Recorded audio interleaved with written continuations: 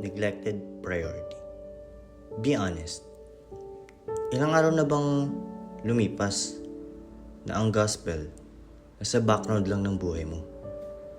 Sa dami ng urgent sa buhay, work, bills, deadlines, responsibilities, minsan, di na natin napapansin yung pinaka-importanting utos ni Jesus, hindi na natin inuuna.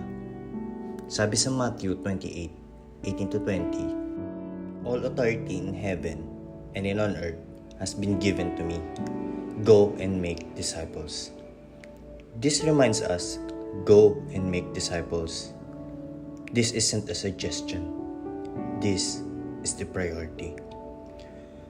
Pero paano nangyayari na nawawala ito sa top list natin? Simple lang. Kapag hindi natin binabantayan, the gospel becomes a background task. Parang app na naka-open pero hindi nagagamit.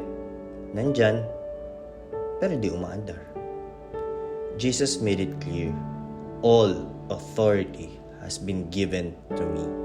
Ibig sabihin, yung nag-utos sa atin, siya rin ang may kapangyarihan sa lahat. Hindi tayo nagpapagod mag-isa. Hindi tayo nagre-reach out na walang backing. Ask yourself today, ano ang mas nagiging priority ko kaysa sa pagsunod kay Jesus? Honest check lang. Minsan, hindi naman masama yung priorities natin.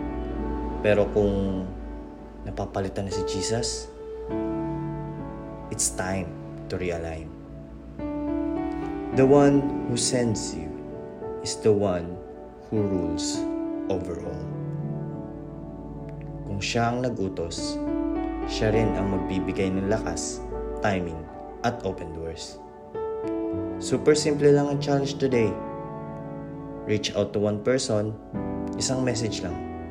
Kumusta? I'm praying for you. Malay mo, yun ay simula ng life-changing conversation. Don't let the gospel run in the background. Bring it to the top. God bless.